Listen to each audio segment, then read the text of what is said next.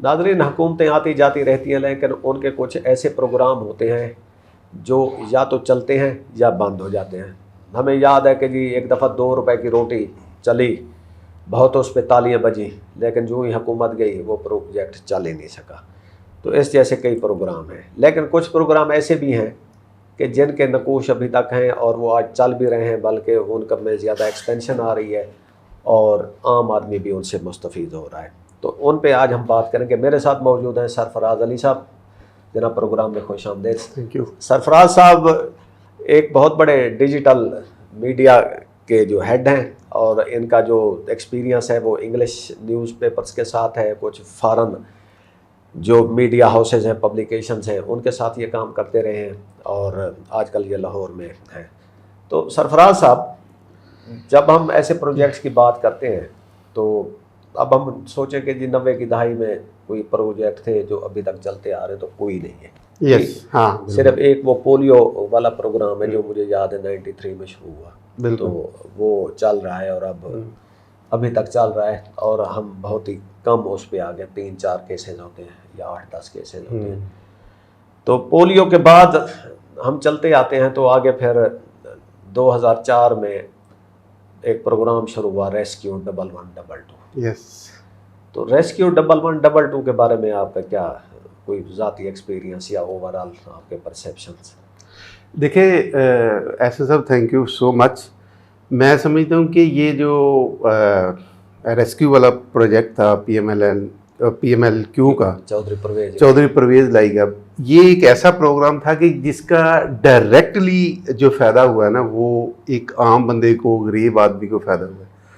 और ये वो प्रोग्राम है जिसको आज तक आप अपोजिशन में देख लें, कोई और पार्टीज़ देख लें, बेशक वो गवर्नमेंट में है या नहीं है, या आम आदमी, वो इसकी तारीफ़ ही करेगा। उसकी रीज़न ये कि आपको कहीं ना कहीं इनके साथ वास्ता पड़ा है। मैं आपको अपनी एक मिसाल दे देता हूँ कि 2014 में मेरी मदर बड़ी बीमार हुई और उसमें ये था कि मैं उस वक्त घर में अकेला ही थे। मैं साहिवाल से उनको लाहौर ले आया, तो मेरा अकेला होने की वजह से उनकी अचानक बड़ी तबीयत ख़राब हुई, तो मैंने 1112 को कॉल की और ये उस वक्त 2014 में मेरे घर आए और वहाँ से इन्होंने रेस्क्यू करके हॉस्पिटल लेके गए। देखिए, मैं अकेला था, मेरे लिए उनको उठा के गाड़ी में डालने से वो रात के 1-2 बजे थे।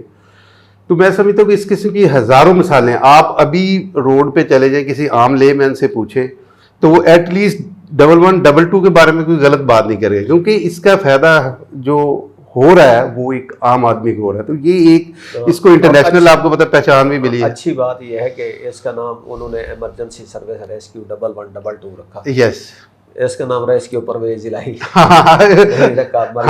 या जो परवेज़ इलाही क्लिनिक, परवेज़ इलाही सर्विस, वो नहीं, उन्होंने एक जो स्टैंडर्ड नाम है वो रखा और इसको तो इंटरनेशनल अवार्ड मिले हैं और ये इसने इंटरनेशनल स्टैंडर्ड को मेंटेन भी किया है। और दूसरी बात ये है कि मैं समझता हूँ कि ये वो प्रोजेक्ट हैं जो जिस तरह आप कह रहे हैं ना कि वो 40, 50, 60 साल, 70 साल तक जैसे प्रोग्राम होता है कि उनकी लोग मिसालें देते हैं, तो उनमें से मैं समझता हूँ कि it is one of them 1112। और इसी तरह अगर हम बात करें जो आजकल जो लास्ट अगर PMLN और PTI की गवर्नमेंट का प्रोजेक्ट्स की बात करें तो मेरे ख्याल से, मेरी अपनी ये ओपिनियन है कि अगर हम देखें कि जो जिसका कोई एक आम आदमी लेमैन को फ़ायदा हुआ ना, वो 2 हैं।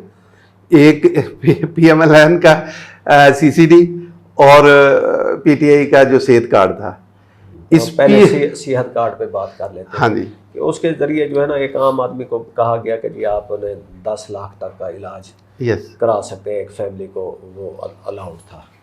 और वो आप प्राइवेट हॉस्पिटल से करवाएं या कहीं से करवाएं तो उसका आपको बेनिफिट होता था। देखिए, हेल्थ केयर एक बहुत बड़ा इशू है। बंदे का एक बहुत बड़ा बजट आपको एलोकेट करना पड़ता है कि कोई एक बंदा, अल्लाह माफ़ करे, आम फैमिली का हॉस्पिटल पहुंच जाए तो वो बंदा हॉस्पिटल वो पता नहीं कब उसको डिस्चार्ज करे, वो जो उसकी फैमिली होती है वो सड़क पे आ जाती है। हाँ। तो ऐसे प्रोग्राम को मेरे ख्याल में चलते रहना चाहिए था। ये इन्होंने थोड़ा सा कंटिन्यू किया है PMLN ने भी, बट वो जो एक मोमेंटम PTI गवर्नमेंट के दौर में बना था ना, शायद वो नहीं बन सका। उसमें मैंने देखा कि मैं आपको कुछ साहिवाल के मिसालें देता हूँ क्योंकि मेरा तल्लक साहिवाल से है। वहाँ पे बहुत ही एक गरीब आदमी था जो ये दूध वगैरह का काम करता था, उसको हार्ट का इशू हुआ और वो सोच रहा है कि मैं अब क्या करूं, 10-20 लाख रुपया लगना है। किसी ने उसको कहा यार साथ सेहत कार्ड पे तुम को अप्लाई कर लो, और वो बंदा साहिवाल से फैसलाबाद गया, वहाँ पे उसका फ्री इलाज हो गया। तो इस तरह हज़ारों मिसालें हैं। वो देखें लूप होल हर देखें जो ये इतना बड़ा मुल्क है उसमें छोटे मोटे चीज़ें निकल आती है। इतना बड़ा प्रोजेक्ट इतना बड़ा प्रोजेक्ट है तो वो मैं कहता हूँ कि जैसे पीटीआई जब तक भी वो जमात है चलती है जो भी है, बट वो सेहत कार्ड का जो एक प्रोजेक्ट था ना वो उनके साथ लगा रहेगा। ये बिल्कुल किसी केपी में अभी तक चल रहा है, केपी में चल रहा है। और इसी तरह अब मैं आपको बताता हूँ सीसीडी में ना बहुत सारी उस पर क्रिटिसिज्म भी हुआ ये चकवाल वाले इशू के बाद। मैं समझता हूँ देखें अगर आप 5-6-7 महीने का पिछला डाटा उठा के देख लें, ये जितना डायरेक्टली बिल्कुल गरीब बंदे को फायदा हुआ ना उसका इस सीसीडी का, किसी कंपनी को मौके पे इंसाफ। हालांकि मैं समझता हूँ कि शायद ये नहीं होना चाहिए था क्योंकि यहाँ पे इंसाफ जो है वो बड़ा डिले लेट मिलता है। इंसाफ ना इस्तेमाल करें, एक्शन कर लें एक्शन नहीं मैं कहता हूँ अगर लोगों को जस्टिस मिले अदालतों के थ्रू बड़ी जल्दी तो वो शायद फिर कहें कि उस तरफ जाएं। जब आपको जस्टिस ही नहीं मिलना और देखें सबसे जो बड़ा इशू है वो ये है कि एक रेप विक्टिम है ना वो इंसाफ ही नहीं ले सकता, जो मर्जी करता रहे एक आम आदमी ले सकते हैं। ठीक है, उसमें ये कि ये अदालतों देखिए अदालतों में जाए ना तो मोटरवे की जो रेप विक्टिम सर्वाइवर है, विक्टिम भी ना कहे सर्वाइवर कहते हैं, तो उसका हुआ और उसको इंसाफ मिला। देखिए इंसाफ कितनी देर बाद मिला और अभी भी पूरा नहीं मिला, ठीक है ना। उसको देखे पकड़ा जाना और फिर सारे वो भी वो लाइमलाइट में केस आ गया, वो सारा हुआ। फांसी लगने से कोई कभी कत्ल रोक तो नहीं गया ना मुल्क में, फांसी की सजा नहीं। मैं आपको देखें आपका मैं आपको बताता हूँ, आपका और हमारा तल्लक एक जनूबी पंजाब से है, ठीक है। मैं ये जनवरी फरवरी में जाता हूँ बहावलपुर में मंडी ज़मान के एरिए में। वहाँ पे लोगों से मैंने पूछा कि भाई सीसीडी का आपको कोई फ़ायदा हुआ, तो लोगों ने कहा कि यहाँ पे चोलिस्तान एरिए में डाकू दिन के टाइम आगे कहते थे कि हम ये चीज़ लेके जानी है, आपका ये जानवर ले जाएंगे, ये गाड़ी ले जाएंगे, ये बाइक ले जाएंगे। कहते कि बिल्कुल आजकल भी इस किस्म का इवेंट नहीं हो रहा जब से इशू नहीं हुआ, जब से ये सीसीडी आई है। मैं आपको इसी तरह मैं आपको रिसेंटली मिसाल देता हूँ साहिवाल से, क्योंकि मेरा तल्लक वहाँ से ही है। वहाँ पे एक बच्चा अपनी सिस्टर को लेके जाता है एग्जामिनेशन सेंटर में, जो अभी एग्जाम्स हुए हैं, वहाँ पे वो सिस्टर उसके अंदर चली जाती है, वो बाहर वेट करता है, वहाँ एक बंदा आता है उनके और साथ वाले गाँव का लड़का, वो उसको वर्गला के ले जाता है और दोस्त आते हैं, क्या करते हैं कि उसका रेप करते हैं, बाइक ले जाते हैं और उसकी जो डेड बॉडी, ये रिसेंटली 1 महीने पहले उसकी डेड बॉडी उन्होंने पार्ट्स में करके फेंक दी। तो क्या हुआ कि वो बहुत गरीब था, कुछ भी नहीं हुआ। 2-3 दिन के बाद जब ये इन्वेस्टिगेट हुआ, वो मोटरसाइकिल भी पकड़ा गया और वो चारों लड़कों जिस तरह एज इट वो पार कर दिए गए। ठीक है, यही देखें पार कर रहे हैं 900 बंदा पहले 2200 बंदे की लिस्ट, तो पार हो रहे हैं, लेकिन वाकयात हो रहे हैं। देखिए वाकयात में आपको एहसन साहब बताऊं, ये 2000 से पहले भी जब से पाकिस्तान बना है वाकयात हो रहे थे, बट ये है कि लोगों के पास एक्सेस टू इंफॉर्मेशन नहीं थी। अब जब से सोशल मीडिया है, लोग क्या करते हैं कि वहाँ से वीडियो बनाई और इंटरनेट पे शेयर कर दी, वीडियो बनाई इंटरनेट, ये रेप हर चीज़ पहले भी हो रही थी, बट ये इस पे हाइड। मुमताज कादरी को आपने फांसी लगा दी, उसके बाद वैसे ही कत्ल भी हो रहे हैं, ब्लास्फेमी भी हो रही है, सारा कुछ हो रहा है। तो सम टाइम पनिशमेंट की जो होती है ना, उससे इतने असरात या जस्टिस दिया जाए। असल में तो ये है ना कि क्राइम को रोका जाए। अब क्राइम को रोकने का एक तरीका जी मुलजिम मार दिया जाए, मुजरिम को मारे सजा दे, मुलजिम को मार दिया जाए, एक ये तरीका है। एक ये तरीका है कि जी मुल्क में ऐसी सोशल वेलफेयर के हालात पैदा किया जाए कि क्राइम ना या कम हो जाए। उधर तो आप आते नहीं।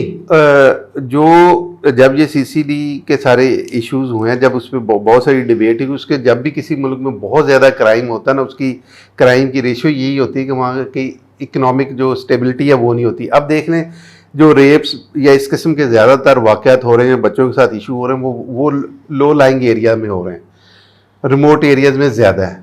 उसकी रीज़न ये है कि एक तो ना प्रॉपर एजुकेशन है, ना प्रॉपर उनके पास कोई जॉब है, ना वहाँ की इकोनॉमिक जो कंडीशन है वो स्टेबिलिटी है, ना वो स्टेबल है। उसकी रीज़न ये होती है कि जहाँ पे जर्नलिज्म में भी हमें पढ़ाया गया था कि जो एरियाज ऐसे होंगे जो रोड से दूर होंगे, मेन रोड से, जिनके पास लोगों के पास एक्सेस नहीं होगी, जो दूर होंगे, वहाँ पे क्राइम का रेट भी ज़्यादा होगा, चीज़ें भी ज़्यादा होंगी और वो वाक़या जो है लाइमलाइट में भी नहीं आएंगे। आजकल ये थोड़े से इशू इसलिए आ जाते हैं कि जब से ये मोबाइल आ गया है, सोशल मीडिया की ऐप्स आ गई हैं, लोग वहाँ से वीडियो बनाते हैं, वो इंटरनेट पे आ जाती हैं और वो सर्कुलेट होना शुरू हो जाती है और वो हाई अप्स के नोटिस में आ जाती है।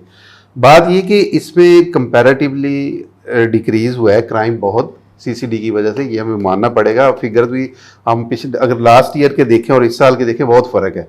बट ये कि लोगों को ये लग रहा है कि वो चूँकि अपना कोई भी सोशल मीडिया ऐप खोलते हैं तो उनके आगे कोई ना कोई रोज़ाना वाक़या, ये कल 4 दिन पहले चकवाल में हुआ वो जो इशू हो गया, अनफॉर्चुनेटली नहीं होना चाहिए था।